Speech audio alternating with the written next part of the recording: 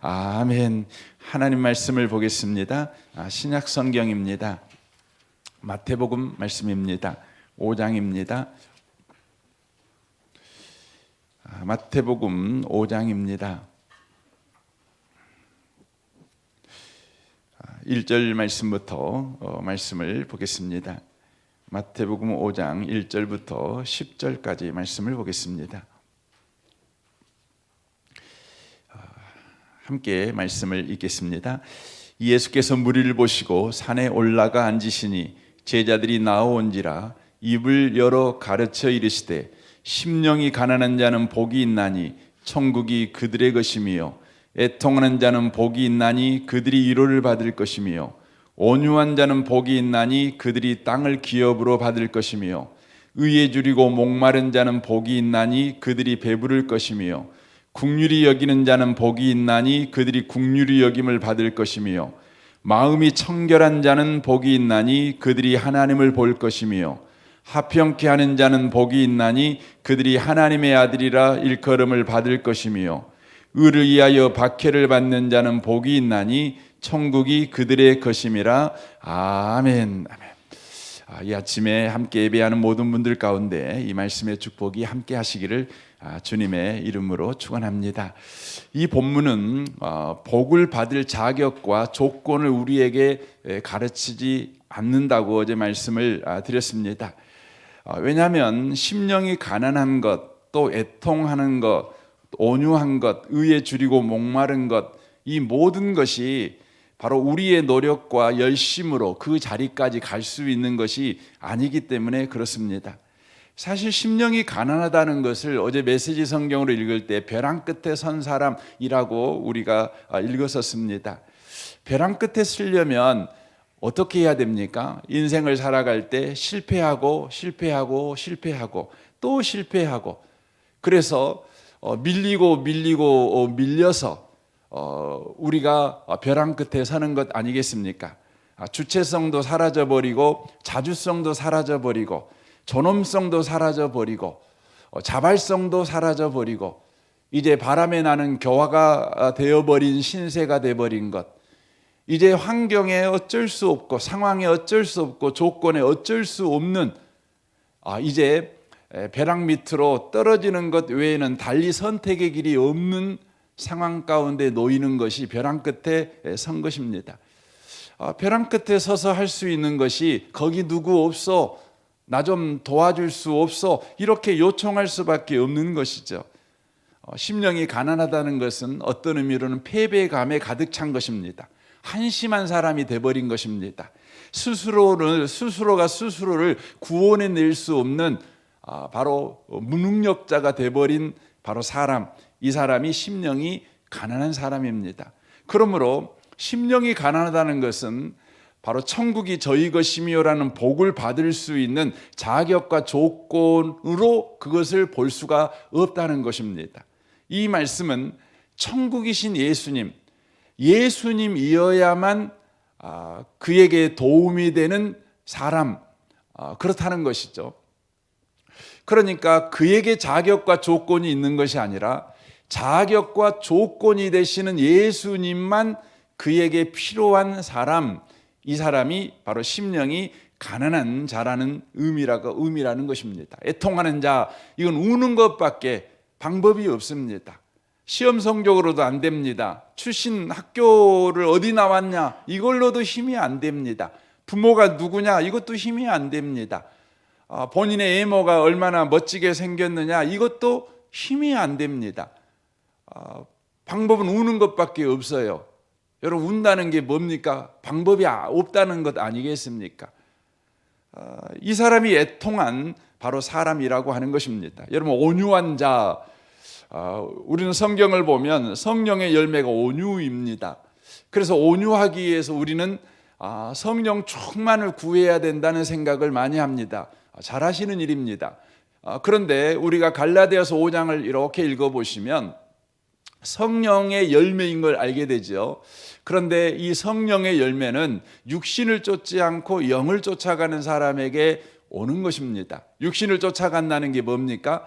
자격과 조건을 갖추기 위해서 애쓰는 것입니다. 영을 쫓는다는 건 뭡니까? 나는 자격이 없고 조건이 안 됩니다. 주밖에 없습니다. 이런 것이죠. 그때 맺어지는 것이 뭡니까? 온유입니다. 한마디로 말하면 나는 주장할 실력과 주장할 자격이 없습니다. 나는 늘 지는 사람입니다. 이게 온유입니다. 성경에 온유한 사람의 구약의 대표적인 사람이 모세고 신약의 대표적인 사람이 누구냐면 바울입니다. 왜 바울과 모세는 온유했을까요? 왜 수없이 많이 백성들이 반역을 하고 모세를 향해서 돌멩이를 들어도 모세는 그렇게 온유했을까요? 그 이유는 모세 자신이 바로 질 수밖에 없는 인생을 살았기 때문에 그렇습니다. 성을 낼 수 없는 그런 과거를 가지고 있습니다. 바울도 그렇지 않습니까? 바울은 분노할 수 없는 사람입니다. 바울은 누군가가 자기를 공격할 때 그 공격이 부당하다고, 나는 그런 사람이 아니다고, 네가 나를 이기려고 해, 내가 너를 이길 거야, 이렇게 말할 수 없는 과거를 가진 사람입니다. 그러니까 온유할 수밖에 없는 것입니다. 혹시 이곳에 계신 분들 가운데 누군가가 뭔 말하면 자존심 상해가지고 씩씩거리고 사시는 분 계십니까? 그 이유가 뭡니까? 아직도 자존심이 살아있어서 그러는 거 아니겠습니까? 아직도 여러분이 자랑할 만한 뭔가가 남아있기 때문에 그런 거 아니겠습니까? 자랑할 것이 하나도 없는 사람, 너무나 부끄럽고 또 부끄러운 사람, 밝은 대낮이 겁나는 사람, 밤이 편한 사람, 여러 사람 앞에 서는 게 겁나고 혼자 있는 게 좋은 사람. 여러분, 그런 사람이 누구냐면 온유한 사람이에요. 온유한 사람이 앞에 나가갖고 뭐 말을 못 하겠어요. 주장을 못 하겠어요. 이런 사람이 어떻게 자격과 조건을 가지고 있는 사람이라고 우리가 감히 말을 할 수가 있겠습니까? 성경 시편 1편은 이렇습니다. 복 있는 사람은 하고 마태복음 5장에 나와 있는 이 팔복과 동일한 내용을 다루고 있습니다. 복 있는 사람들은 악인의 길을 따르지 아니하고 죄인의 길에 서지 아니하며 오만한 자들의 자리에 앉지 아니하고 오직 여호와의 율법을 즐거워하며 그의 율법을 주야로 묵상하는도다라고 되어 있습니다. 많은 분들이 이 성경을 읽고 복 있는 사람이 되기 위해서 뭐 합니까? 주야로 하나님의 말씀을 읽습니다. 잘하시는 겁니다. 그런데 주야로 하나님의 말씀을 읽어서 복을 받을 자격과 조건을 갖추려고 하면 그게 뭡니까? 여러분 자신을 학대하는 겁니다. 그건 종교적인 것입니다. 뭘 놓쳐버린 것입니까? 앞에 여호와를 즐거워하며를, 여호와의 율법을 즐거워하며가 없는 겁니다. 여호와의 율법을 즐거워하며가 여러분 없는, 주야로 하나님의 말씀을 묵상하는 건 그건 종교라는 이름으로 학대하는 것입니다. 우리가 우리 어린아이들을 주야로 하나님의 말씀을 묵상하게 하기 위해서 말씀을 가르치고 심지어 말씀 안 외우면 학교 가지 마, 뭐 이렇게 하고 밥 먹지 마, 막 이런 거 합니다. 왜냐하면 부모님 마음이 애타거든요. 복이 있는 자녀가 되기를 원하지 않습니까? 복이 있는 자녀가 되려면 말씀을 주야로 묵상해야 되잖아요. 그러니까 말씀 못 외우면 너 학교 가지 마. 학교가 뭐 대수냐? 밥 먹는 게 대수냐? 복 있는 사람이 되는 게 대수지? 그럽니다. 그런데 놓쳐버린 게 있어요. 여호와의 율법을 즐겁게 해야 돼요. 즐겁게 한다는 말은 뭡니까? 유레카지요. 드디어 찾은 것입니다. 방법을 찾은 것입니다. 이거 외에는 답이 없는 걸 찾은 것입니다. 뭡니까? 이 방법도 해보고 저 방법도 해보고 해볼 거 다 해봤는데 안 되는 겁니다.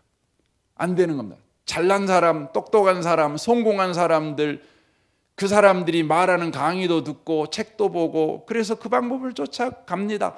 그런데 안 되는 겁니다. 그 사람은 될란가 모르지만 나는 안 되는 겁니다. 그런데 발견했습니다. 뭘 발견했죠?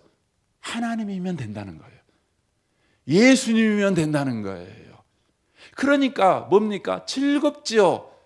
여러분 길을 발견했는데, 생명을 발견했는데, 진리를 발견했는데 여러분 아르키메데스와 같이 할딱 벗은 몸으로 밖으로 뛰어나가면서 유레카 안 할 수 없는 것이에요. 이것이 유일한 답인데 누가 밥 먹으라고 해서 밥을 먹겠습니까? 다른 일 하라고 말한다고 해서 다른 일 하겠습니까? 주야로 주의 말씀을 묵상하는 것이에요. 여러분, 우리는 종교라는 이름으로 학대하는 것과 신앙생활하는 것을 구별 못하면 안 돼요. 여러분, 신앙생활은 자격과 조건을 갖추는 것이 아니에요. 자격과 조건이 주님에게만 있다는 것을 아는 거예요. 성경에 야곱이라는 사람이 나옵니다. 야곱은 평생 동안 뭐 한 사람이냐면 자격과 조건을 갖추기 위해서 예수고 또 예쓴 사람입니다. 그는 본능적으로 태어날 때부터 인생을 살아갈 때 자격과 조건을 갖추지 못하면 인생 참 험하다, 인생 참 힘들다, 이것을 알고 태어났습니다. 여러분, 죄의 본성은 그러거든요. 죄라는 것은 내가 자격과 조건을 갖춰야 된다는 것이에요. 이게 죄성입니다. 그러니까 태어날 때부터 장자가 되기 위해서 뭐합니까? 아버지의 유산을 이어받을 수 있는 자격과 조건을 갖추기 위해서 먼저 나와야 되니까 뱃속에서 싸마잖아요. 그래가지고는 형이 먼저 나오니까 어떻게 합니까? 뒤꿈치를 잡습니다. 뒤꿈치 잡아서 나와요. 여러분, 쌍둥이도요, 세상 말로 사주팔자가 다르잖아요. 태어난 게 다릅니다. 근데 야곱은요, 에서와 사주팔자가 똑같습니다. 발잡고 나왔거든요. 같은 몸으로 나와버렸거든요. 사주팔자가 같아요. 야곱은 자기 인생이 복받는 사주팔자, 복받는 자격과 조건이 되기 위해서 태어날 때부터 그렇게 태어난 사람이에요. 그리고는 장자가 되기 위해서 어떻게 합니까? 얼마나 예를 씁니까? 그리고 호시탐탐 기회를 노리고 있는데 드디어 기회가 온 거 아닙니까? 잡지요. 팥죽 한 그릇에 장자의 명분을 사지요. 배고픈 사람한테 밥 주는 것이 먼저지, 조건을 걸어서 네가 반응하면 밥 주고 안 주면 안 하면 안 줘, 이렇게 할 수가 있겠습니까? 그런데 그렇게 합니다. 속여서 아버지로부터 축복을 받지요. 자격과 조건을 받습니다.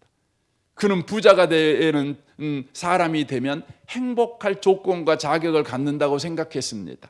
그래서 그는 20년 동안 죽자 살자 돈을 벌었습니다.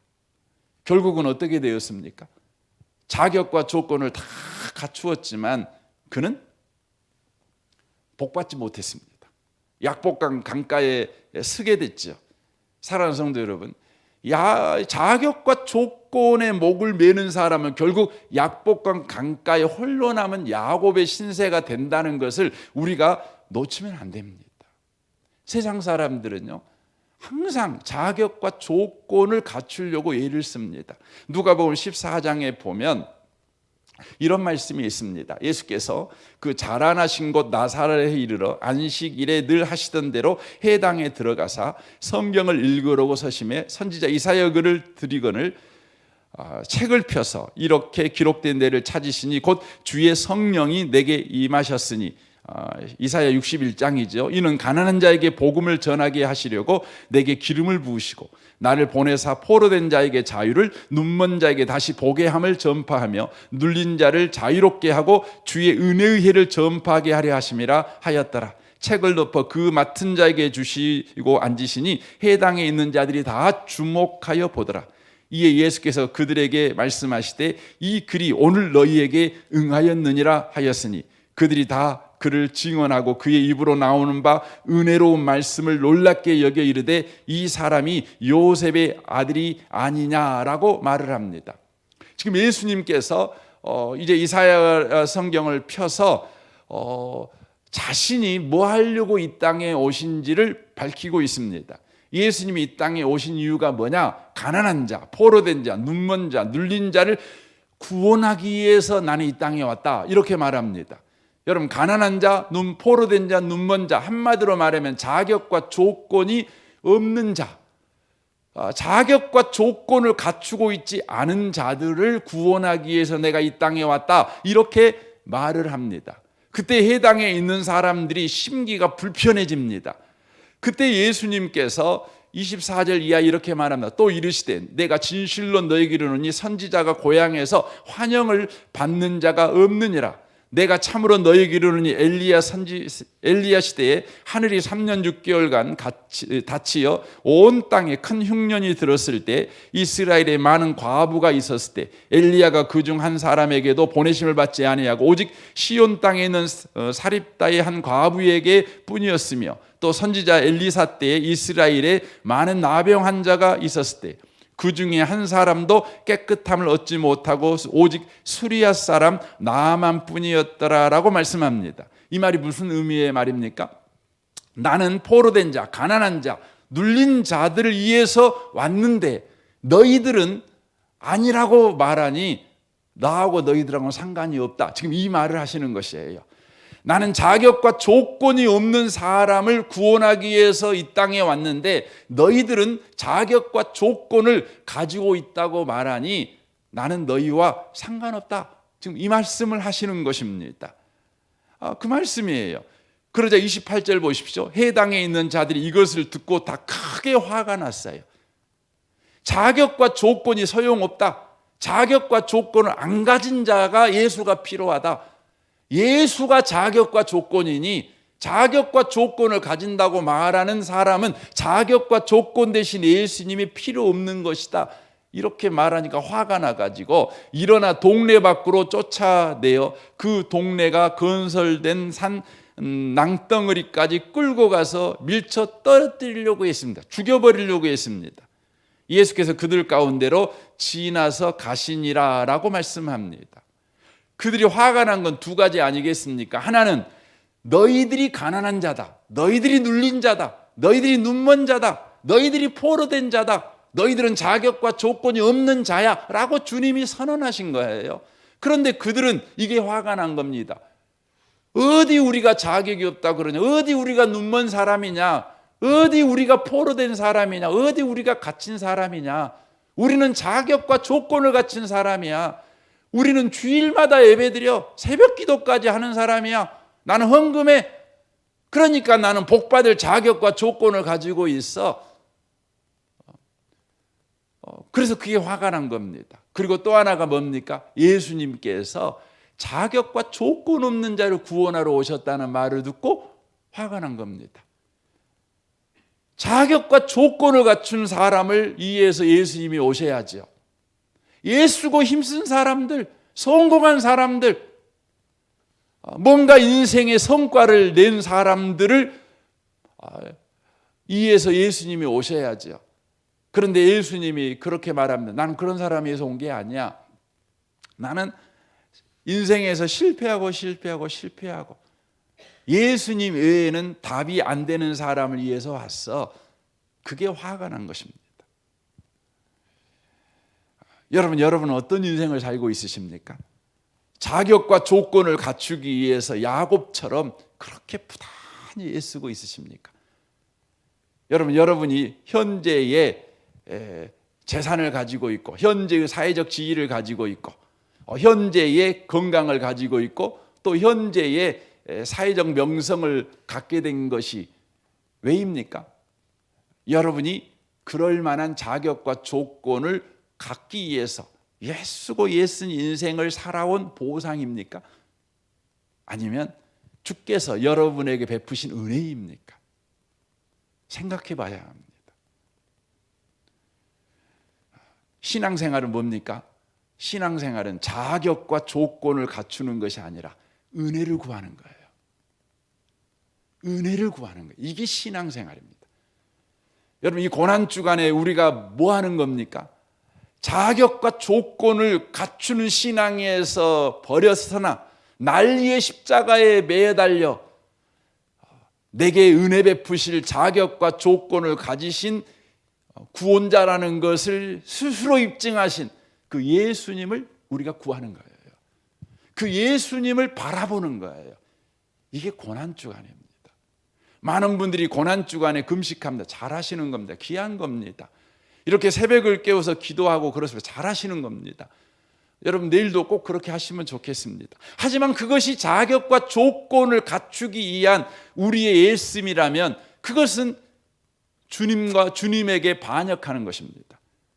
아니 우리가 금식하고 새벽을 깨우며 철야하는 이유가 다만 주의 은혜를 붙잡기 위해서, 다만 주를 바라보기 위해서라면 그것이야말로 참으로 귀한 것입니다.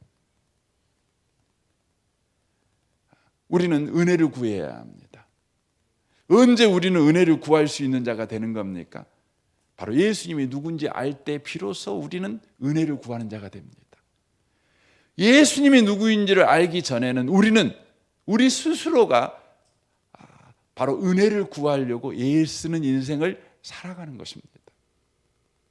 저는 이 아침에 오신 복 있는 분들이 주님께 은혜를 구하는 삶을 꼭 살아가시길 바랍니다. 그래서 로마서 5장 4절은 말하죠. 육신을 따르지 않고 그 영을 따라 행하는 우리에게 율법의 요구가 이루어지게 하려 하심이라.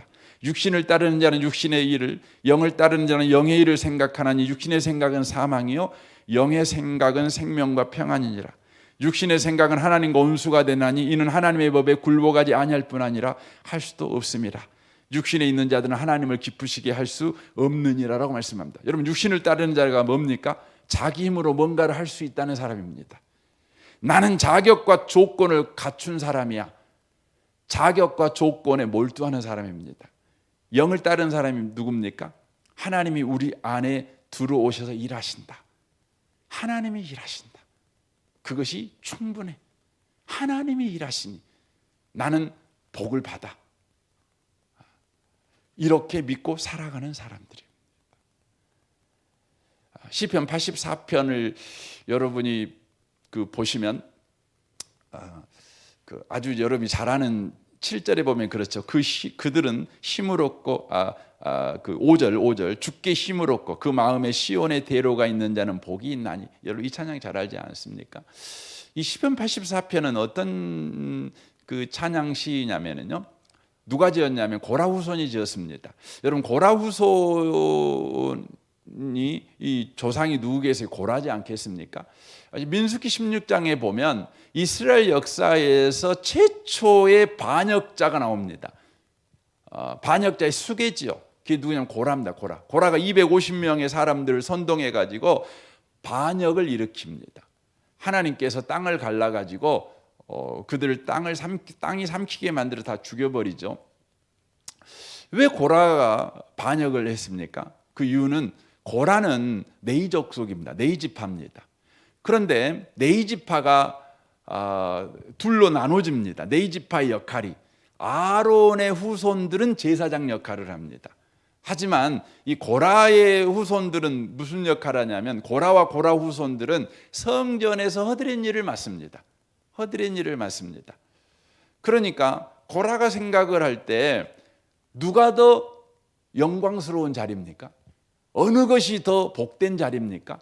어느 것이 더 하나님에게 축복을 받을 자격과 조건을 갖춘 겁니까?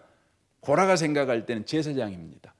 교회에서 허드렛 일, 여러분 생각할 때 생각해 보세요. 오늘날 이렇게 비교하기가 조금 민망하지만 그렇지는 않습니다. 그런데 굳이 비교하다면 여러분 교회 담임 목사가 되는 거하고 교회에서 사찰 집사님 되는 거하고 누가 더 복을 받았다고 생각을 하십니까? 누가 더 복의 자격을 더 갖췄다? 하나님이 누구를 더 많이 복 주겠는가? 여러분 담임 목사 자식을 더 복 줄까요? 사찰 집사님 자식을 더 많이 복 줄까요?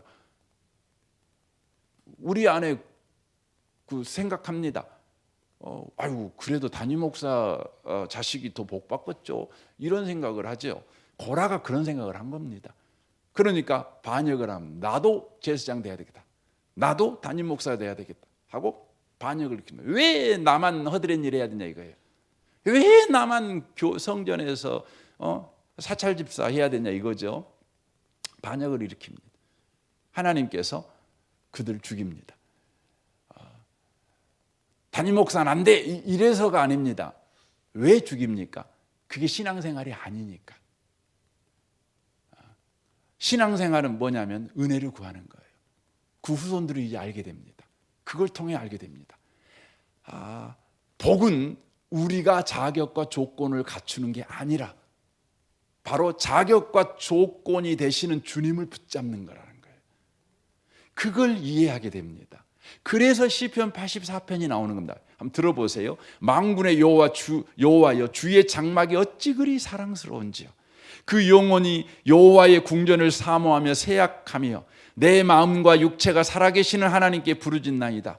나의 왕 나의 하나님 만군의 여호와여, 주의 제단에서 참새도 제 집을 얻고 제비도 새끼들 보금자리를 얻나이다. 주의 집에 사는 자들은 복이 있나니 그들이 항상 주를 찬송하리이다. 주께 힘을 얻고 그 마음에 시온의 대로가 있는 자는 복이 있나이다. 그들이 눈물 골짜기로 지나갈 때 그곳에 많은 샘이 있을 것이며 이른 비가 복을 채워주나이다. 그들은 힘을 얻고 더 나아가 시온에서 하나님 앞에 각기 나타나리이다. 뭔 말입니까? 누가 복이 있습니까? 하나님을 가까이 하는 사람. 참새라고 할지라도 하나님께 가까이 하면 사람보다 복이 있다 이 말이에요. 우리식으로 표현하면 목사보다 복이 누가 있냐? 하나님께 가까이 하는 참새가 더 복이 있다는 겁니다. 하물며 하나님께 가까이 하는 이 사람이 어떻게 복이 없냐 이거죠. 내가 허드렛일 한다고 복 없겠느냐? 내가 제사장이 아니라고 복 없겠냐? 이 아침에 오신 복 있는 성도 여러분, 자격과 조건을 갖추려고 하지 마십시오. 주님이 충분하십니다.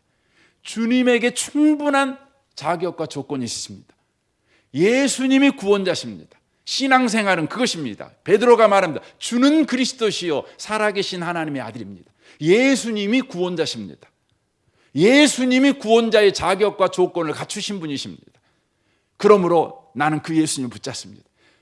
주님이 말씀한다. 바요나 시모나 복이 있다. 이를 네게 알게 한 것은 네 아이디어가 아니다. 바로 구원을 베풀어 주시는 복 주시는 하나님의 생각이시다. 하나님이 그 생각을 네게 준 거야. 그러니까 이제부터 너는 내가 너의 그 믿음의 고백에 내가 교회를 세울 거야. 음부의 권세가 이기지 못해 천국 열쇠를 내게 줄 거야. 축복하시는 것입니다. 오늘 하루를 살아갈 때 여러분은 행복할 자격과 조건을 갖췄습니까? 여러분은 오늘 성공할 자격과 조건을 갖췄습니까? 혹시 오늘 하루를 살아갈 때 어제의 패배를 생각하면서 나는 여전히 성공할 자격과 조건을 갖추지 못해서 내 성품이 그렇고 내 학력이 그렇고 나의 실력이 그렇고 내 주변 나를 돕는 사람의 숫자를 보니 그렇고 오늘도 그렇지 뭐 그럽니까? 아닙니다. 여러분 예수 붙잡으십시오. 오늘 은혜를 구하십시오. 예수가 여러분과 저의 주님이시니 우리는 복받을 충분한 사람입니다. 우리는 오늘 은혜 받을 충분한 사람들입니다. 이 아침에도 주께로부터 힘을 얻는 모든 분들이 다 되시기를 주님의 이름으로 축원합니다. 아멘. 우리 같이 이 시간 기도하기를 원합니다.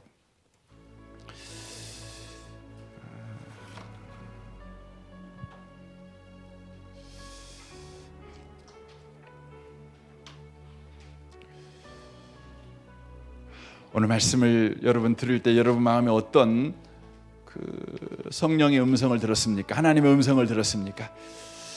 어떤 하나님의 위로를 여러분 받으셨습니까? 어떤 하나님의 이끄심을 여러분이 들으셨습니까? 오늘 어떻게 살아야 되는지 하나님으로부터 어떤 여러분 교육을 받으셨습니까? 이 시간 그걸 붙잡고 이 시간 기도했으면 좋겠습니다. 주여, 내가 야곱처럼 자격과 조건을 갖추기 위해서 인생을 험하게 살았습니다. 늘 우리에게 불평이 많았습니다. 나는 자격이 없어, 조건이 없어. 왜 나에게는 이런 자격과 조건이 없는가? 이것 때문에 내 인생이 팍팍하고 이것이 없어서 내 인생이 힘들어.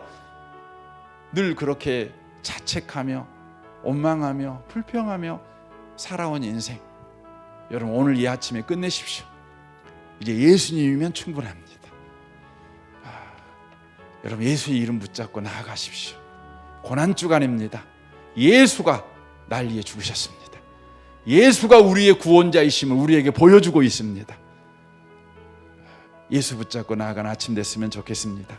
여러분 가정과 직장과 자녀를 위해 기도할 뿐만 아니라 이 나라와 이 민족을 위해서, 교회를 위해서, 또 성도들을 위해서 우리가 마땅히 기도해야 될 많은 것들을 위해서 이 아침에 좀 기도했으면 좋겠습니다. 우리 주여 한번 부르짖고 우리 통성으로 이 아침에 기도하기를 원합니다.